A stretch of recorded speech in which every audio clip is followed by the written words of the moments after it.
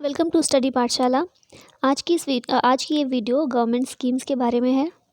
आज की पूरी वीडियो में एक ही स्कीम के बारे में पढ़ेंगे और अगर आपको ये पसंद आए तो आप बिल्कुल बताइएगा। तो इसी तरह से काफ़ी सारी स्कीम्स को हम एक एक वीडियो करके कवर कर लेंगे। तो वीडियो को एंड तक देखिएगा और रिव्यू ज़रूर कीजिएगा। चलिए स्टार्ट करते हैं। आज की हमारी जो स्कीम रहने वाली है वो है पीएम किसान। काफ़ी इंपॉर्टेंट स्कीम है और हमेशा न्यूज़ में भी आती रहती है। पूरा नाम है इसका प्रधानमंत्री किसान सम्मान निधि। शॉर्ट में इसको कहा जाता है पीएम किसान। तो अब इसके इम्पॉर्टेंट पॉइंट्स को देखते हैं। सबसे पहले देखिए इसकी शुरुआत कब हुई थी। तो किसने की थी शुरुआत? प्रधानमंत्री नरेंद्र मोदी ने। उनके द्वारा इसकी शुरुआत 2014 में की गई थी। और किस जगह से इसकी शुरुआत की गई थी, किस जगह से? इम्पॉर्टेंट है काफ़ी, गोरखपुर से। पीएम किसान ये केंद्रीय क्षेत्रक योजना है। केंद्रीय क्षेत्रक योजना है यानी कि केंद्र सरकार की देखरेख में पूरी तरह से योजना शुरू की गई है और लागू की जा रही है। ये वित्त पोषण पूरी तरह से केंद्र सरकार के द्वारा ही इसमें किया जाता है। इस योजना का उद्देश्य क्या है? लघु और सीमांत किसानों को आर्थिक सहायता प्रदान करने के उद्देश्य से इसकी शुरुआत की गई है। जैसा कि नाम से दिखता है पीएम किसान यानी कि किसानों के बारे में है। और मेनली कौन से किसान? लघु और सीमांत किसान। आर्थिक सहायता किस तरह से प्रदान की जाती है? तो इस योजना के तहत पात्र किसान परिवारों को हर वर्ष 6,000 रुपये की दर से प्रत्यक्ष आय सहायता उपलब्ध कराई जाती है। यानी कि हर साल किसानों को 6,000 रुपये दिए जाते हैं। और ये 6,000 रुपये भी एक साथ नहीं बल्कि 2-2 हज़ार की किस्तों के रूप में ये रुपए उपलब्ध कराए जाते हैं किसानों को। योजना को पहली बार तेलंगाना सरकार के द्वारा शुरू किया गया था जब इसका नाम था रायथू बंधु योजना। इसके बारे में भी आपने ज़रूर पढ़ा होगा। तो रायथू बंधु योजना के नाम से तेलंगाना में शुरू किया गया था। यही योजना थी और इसे बाद में केंद्र सरकार ने अपनाया और राष्ट्रीय स्तर पर इसे लागू किया पीएम किसान के नाम से। लेकिन पहली बार इस तरह की योजना जिसमें किसानों को प्रत्यक्ष सहायता दी जा रही है, प्रत्यक्ष रुपये प्रदान किए जा रहे हैं, आय प्रदान की जा रही है, ऐसी जो योजना थी पहले तेलंगाना सरकार ने अपनाई थी रायथू बंधु के नाम से। ठीक है, याद रखिएगा, ये सारे पॉइंट्स बहुत इंपॉर्टेंट है। अब देखते हैं उद्देश्य क्या है। तो कुछ पॉइंट्स हैं इंपॉर्टेंट कि किस उद्देश्य से ये योजना शुरू की गई है और किन उद्देश्यों को ये पूरा करती है। तो एक एक करके देखिए। सभी पात्र भूमि धारण करने वाले किसानों और उनके परिवारों को आय सहायता प्रदान करना। जितने भी किसान हैं जिनके पास भूमि है उन किसानों को और उनके परिवार को एक आय सहायता उपलब्ध कराना, ताकि अगर कभी ऐसा होता भी है कि किसानों को उनकी फसल से कुछ नुकसान हुआ है तो वो अपना खर्च थोड़ा चला सकें, उसको मैनेज कर सकें। एक फ़िक्स आय सरकार की तरफ से उनकी हो, ये एक उद्देश्य है। दूसरा देखें तो पीएम किसान योजना का उद्देश्य यानी कि PMKSIN, इस योजना का उद्देश्य किसानों की वित्तीय ज़रूरतों को पूरा करने के लिए विभिन्न फसलों की खरीद के लिए उचित फसल स्वास्थ्य और उचित पैदावार सुनिश्चित करने के लिए करना है। यानी फसलों को उगाने के टाइम किसानों के सामने जो भी प्रॉब्लम्स आती हैं, कई बार उनके पास आय नहीं होती है, पैसा नहीं होता है, तो वो सारी प्रॉब्लम्स सॉल्व कर सकें, ये इसका एक उद्देश्य है। और उसके अलावा जो छोटे किसान होते हैं, लघु और सीमांत किसान होते हैं, वो साहूकारों से ज़्यादा पैसा उधार लेते हैं जब उन्हें अपनी फसल उगानी होती है, बुवाई करनी होती है, बाकी सारी चीज़ें जो होती हैं उनके लिए उन्हें साहूकारों से पैसा लेना पड़ता है। तो ऐसे में क्या होता है, वो ऋण के जाल में फंस जाते हैं क्योंकि ज़्यादा ब्याज पर साहूकार पैसा देते हैं उनको, नहीं चुकाते हैं, अगर किसान नहीं चुका पाते तो फिर से पैसा दे देते हैं और ऐसे करके काफ़ी सारे उधारों का बोझ उनके ऊपर आ जाता है और एंड में उनकी ज़मीन ही उनसे चली जाती है उनके हाथों से। तो ये सब ना हो, इसका भी प्रयास करना ये जो पीएम किसान स्कीम है इसका एक उद्देश्य है। अब हम कई बार देख चुके हैं पात्र व्यक्तियों को मिलेगा। पात्र व्यक्ति शब्द कई बार आ चुका है। तो पात्र व्यक्ति कौन कौन होंगे, इम्पॉर्टेंट है स्कीम के बारे में।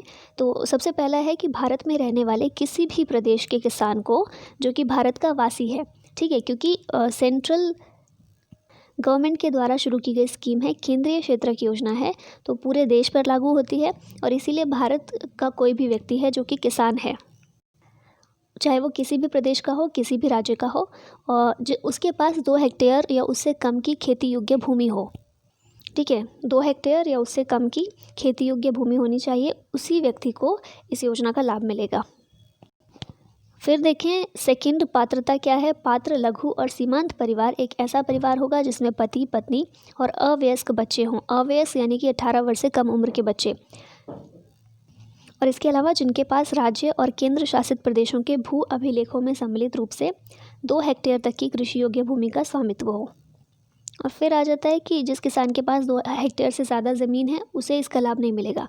तो ज़मीन 2 हेक्टेयर है उससे कम होनी चाहिए और यही एक मेन योग्यता होनी चाहिए, ठीक है। कोई भी व्यक्ति जिसके पास, जो किसान है और जिसके पास 2 हेक्टेयर या उससे कम खेती योग्य ज़मीन है, ठीक है, तो वो व्यक्ति इस योजना के लिए पात्र होगा। अभी ये तो बहुत छोटा सा था। पात्र व्यक्ति कौन होगा? 2 हेक्टेयर या उससे कम की ज़मीन हो। अपात्र व्यक्ति कौन कौन से होंगे, किन्हें इसका लाभ नहीं मिलेगा? ये पात्रता से ज़्यादा इम्पॉर्टेंट है। तो कौन कौन से हैं? वह व्यक्ति जो सालाना कर भरते हैं, यानी कि टैक्स भरते हैं सालाना, वह प्रधानमंत्री किसान सम्मान निधि की योजना के लिए पात्र नहीं है। इसके अलावा ऐसे कोई भी किसान जो कि केंद्र या राज्य सरकार में किसी भी मंत्री के रूप में कार्यरत हैं, उन्हें भी इसका लाभ नहीं मिलेगा। सरकारी नौकरी में कार्यरत और सेवानिवृत्त को भी इस योजना के अंतर्गत नहीं रखा गया है। पेंशन धारक जिनकी मासिक पेंशन 10,000 रुपये से ज़्यादा है, उन्हें इस योजना का लाभ नहीं मिलेगा। और इसके अलावा डॉक्टर, इंजीनियर, वकील, चार्टर्ड अकाउंटेंट और आर्किटेक्ट भी इस योजना के अंतर्गत नहीं आते हैं। यानी यह पात्रता ये दिखाती है कि कोई भी व्यक्ति जो किसान नहीं है उसे इसका लाभ नहीं मिलेगा। तो सीधा सीधा किसानों के लिए ही मेनली ये स्कीम डिज़ाइन की गई है और लागू की गई है। फिर आगे देखिए, आवश्यक दस्तावेज़ क्या क्या चाहिए। तो जो भी किसान इसके लिए पात्र है स्कीम के लिए, उसे स्कीम का लाभ लेने के लिए नागरिकता प्रमाण पत्र होना चाहिए। ज़मीन, क्योंकि 2 हेक्टेयर ज़मीन की वो रखी गई सीमा, 2 हेक्टेयर उससे कम, तो ज़मीन के कागजात होने चाहिए, आधार कार्ड और बैंक खाता विवरण। बैंक खाता विवरण क्यों ज़रूरी है? क्योंकि डीबीटी के ज़रिए ये राशि जो है दी जाती है किसानों को। डीबीटी यानी कि डायरेक्ट बेनिफिट ट्रांसफ़र, जिसमें कि सीधे बैंक अकाउंट में पैसे चले जाते हैं, तो इसीलिए बैंक खाता विवरण भी ज़रूरी है। तो ये सभी आवश्यक दस्तावेज है।